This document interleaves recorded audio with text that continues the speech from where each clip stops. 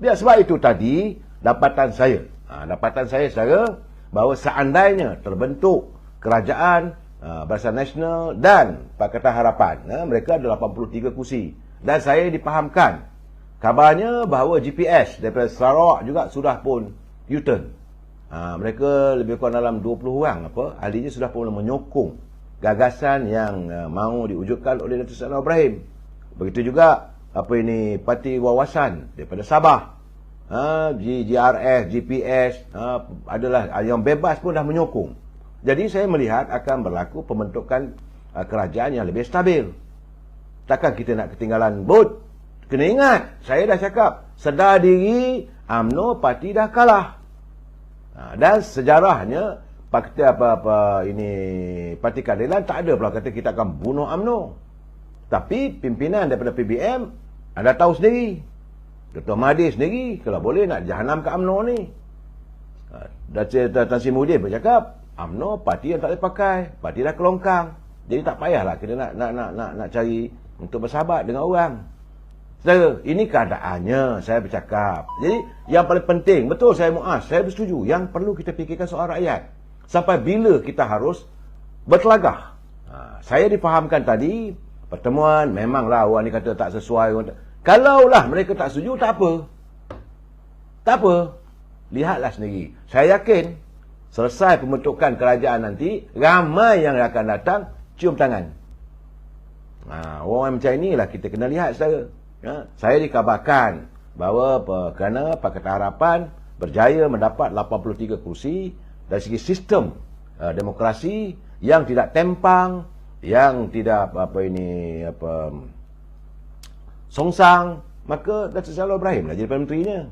Tapi saya melihat kabarnya timbalan Presiden UMNO Datuk Mak Hassan akan dilantik sebagai timbalan Perdana Menteri. Begitu juga Presiden Parti Warisan Datuk Syafie Abdal akan dilantik sebagai timbalan Perdana Menteri. Itu keadaannya. Kalau Datuk Zahid nak jawatan, dia ambil jawatan timbalan Perdana Menteri. Tidak. Dia memilih untuk menghadapi bulan Januari ini perbicaraan di mahkamah. Dia harus membersihkan diri dia daripada tuduhan yang dilakukan. Sebab dia yakin dia tak bersalah. Jadi dalam keadaan begini, apa salah Presiden kita? Saya bukan nak mendewakan beliau, tidak. Tindakan beliau adalah pertama sekali untuk mententeramkan keadaan. Dulu pun, bila berlaku langkah Sheraton, memang kita bermusuh dengan PBM. Tapi, bila PAS kata, demi untuk menyantuni Muafakat Nasional, cadangan PAS, tak apalah, kita terima. Dengan harapan, bahawa bila Tan Sri Muhyiddin jadi Perdana Menteri, adalah berlaku keadilan terhadap parti UMNO, terhadap rakyat, ada dicanat, ada lebih. Tak ada. Dia buat kira dia je. Akhirnya kita terpaksa tarik sokongan.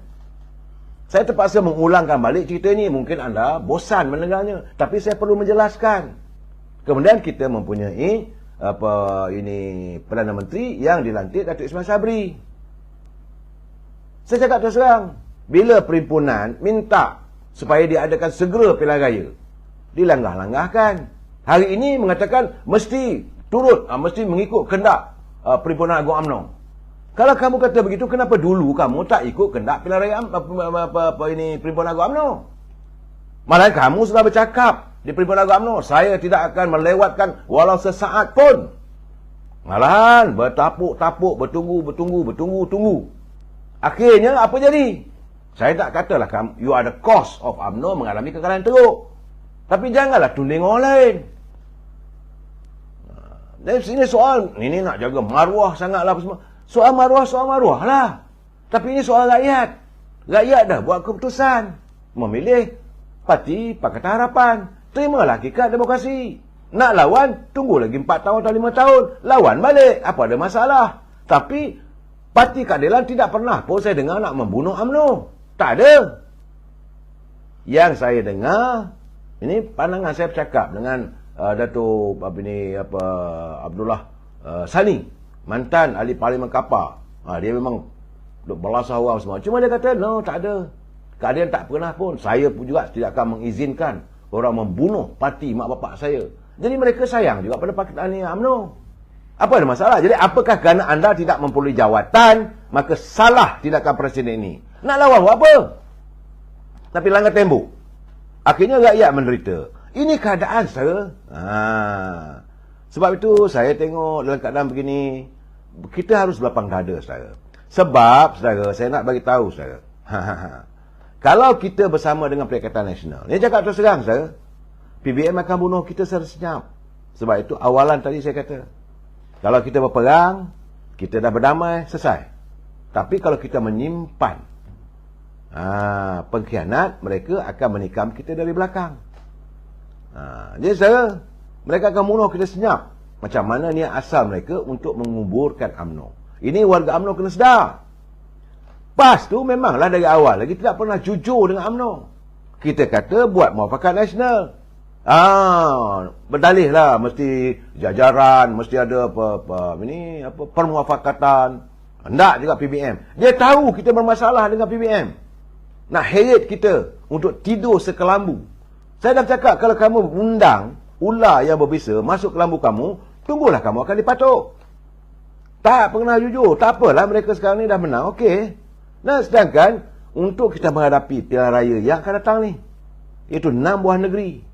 Kalau kita masuk dalam jajaran Perikatan Nasional, takkan kita nak lawan kursi-kursi yang ditanding oleh PAS atas sifat muafakat. Habis semua kursi di Kelantan tu, PAS akan bertanding, UMNO nganga. Semua kursi di Kedah, PAS tanding, UMNO nganga, terbelit-belit.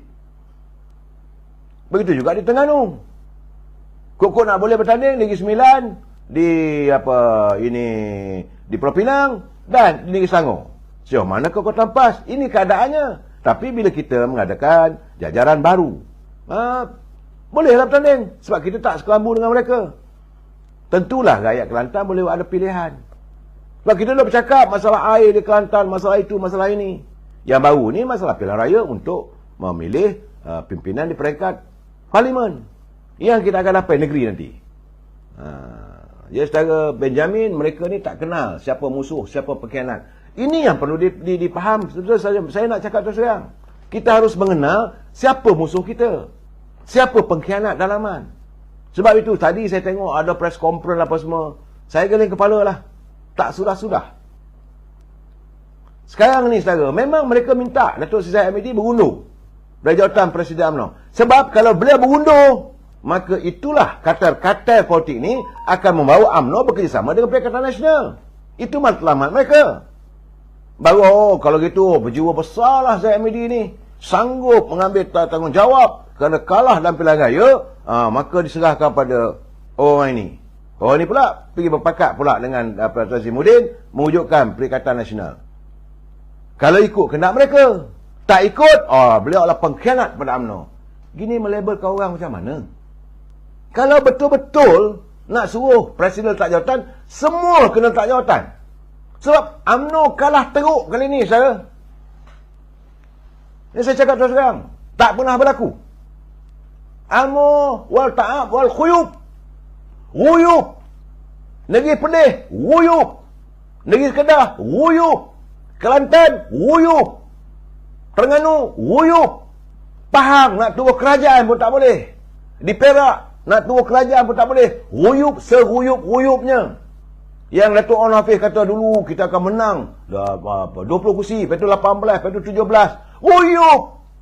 Lepas tu nak salahkan Presiden. Macam saya kata semalam, rumah dah kena, rumah terbakar, bapak, you get out from the house. Boleh begitu? Patutnya sama-sama kita bina balik. Matlamat Datuk Seri Zahid nak membina. Ini keadaan saya. Sebab itu Datuk Zahid kata, kalau beliau berundur, maka adalah katil-katil yang akan menjual rumah UMNO ni. Ini keadaan saya. Ini bukan joke. Ini realiti. Dan beliau akan mempertahankan. Tapi orang nak kata bahawa diri dia ni memanglah jajaran dari awal lagi nak bekerjasama dengan Datuk Seri Anwar Ibrahim. Memang dululah kata, terbukti. Nah, kita tak tanya macam orang cakap banjir. Ada banjir? Ini semua adalah persepsi politik. Memanglah kita berkawan, tak ada masalah. Saya dah bagi tahu. Kalau bagi pilihan Datuk Seri Anwar Ibrahim dengan Tan Sri Muhyiddin, saya memilih Datuk Seri Anwar Ibrahim. Dua-dua musuh. Ini cakap terus terang saya. Tapi saya melihat Anwar Ibrahim, Dr. Mahathir Muhyiddin. Alhamdulillah, Mahathir dah ruyup dah. Dah selesai satu bab. Khalas, selesai masalah. Tinggal 2 lagi. Satu Dr. Anwar Ibrahim, satu Tan Sri Muhyiddin. Habis selesai ini, antara kita Dr. Anwar Ibrahim lah.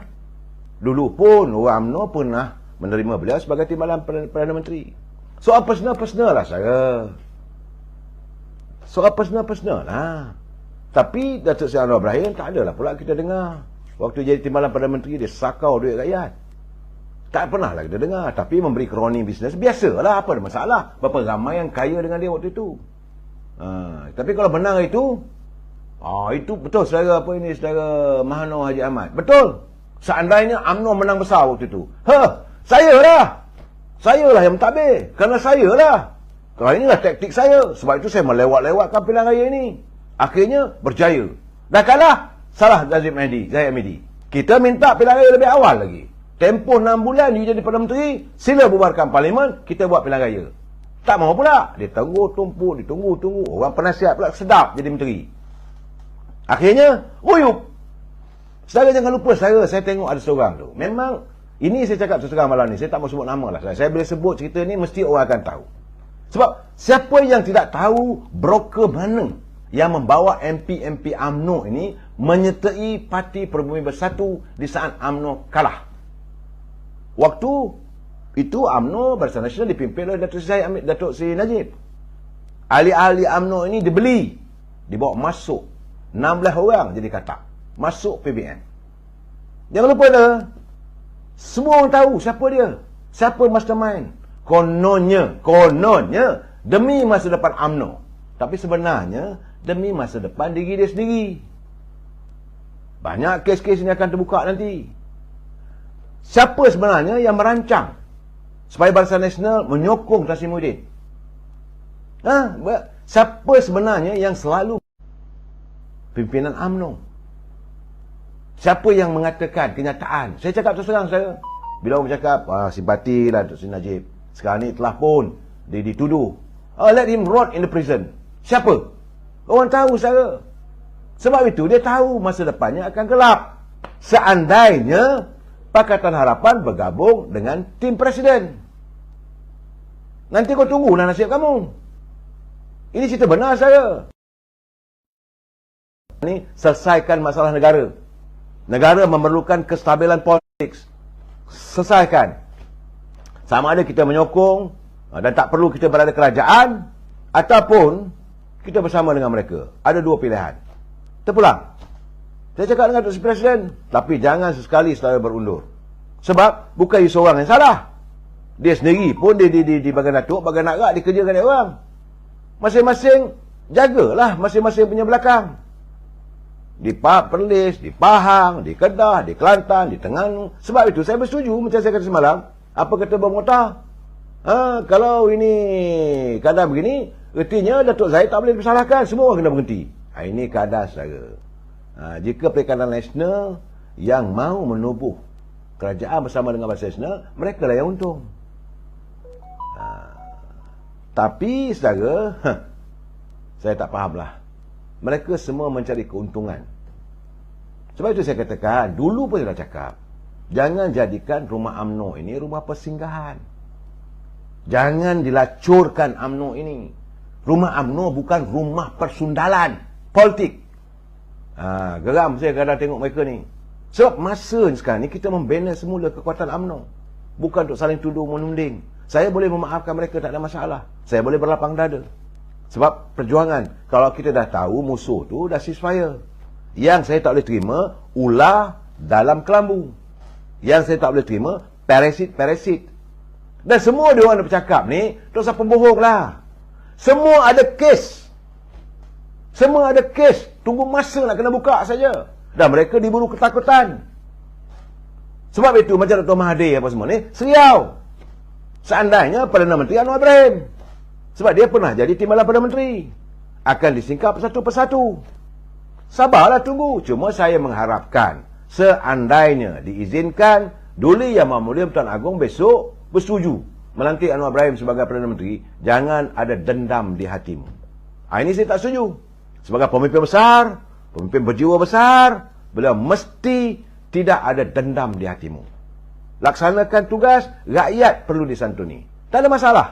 Dan saya mengharapkan kita masih ada lagi pimpinan walaupun beliau kalah. Yang bawa beliau Tengku Razali Hamzah, beliau kalah dalam pilihan raya di Gumusang. Jemputlah beliau untuk berada bersama-sama untuk kita perbaiki ekonomi negara. Dengan gunakanlah akal fikirnya supaya dapat diperbaiki ekonomi negara. Ini paling penting. Beliau bukan nak kejar jawatan sangat. Dia boleh menghormati. Cuma dia kecewa lah. Sebab bila nak minta recounting pun Suruhanjaya pilihan raya tak nak buat. Sebab itu beliau membuat laporan polis. Macam ada agenda. Ini keadaan saya. Dan banyak orang bertanya dengan saya, bagaimana kedudukan kabinet. Saya kata macam mana saya tahu. Kalau penentuan kabinet itu tentu kalau Zahid, boleh juga saya baca-baca sikit, boleh juga borak-borak dengan dia. Ini tidak. Datuk Seri Zahid Hamidi dengan lapang dada. Sila bentuk kerajaan. Dan saya dipahamkan Perdana Menteri Datuk Seri Anwar Ibrahim, Timbalan Perdana Menteri Datuk Mak Hassan Timbalan Perdana Menteri 2 Datuk Syafiq Abdal yang akan jaga kepentingan Sabah dan Sarawak. Nak apa lagi? Apakah Datuk Zahid meletakkan kepentingan diri dia? Apakah Datuk Zahid nampak benda ni, aku ambil jawatan Timbalan Perdana Menteri lah, aku presiden, barulah kes aku boleh panggil hakim. Dia tak mau. Jadi dalam keadaan begini, jangan menyalahkan orang.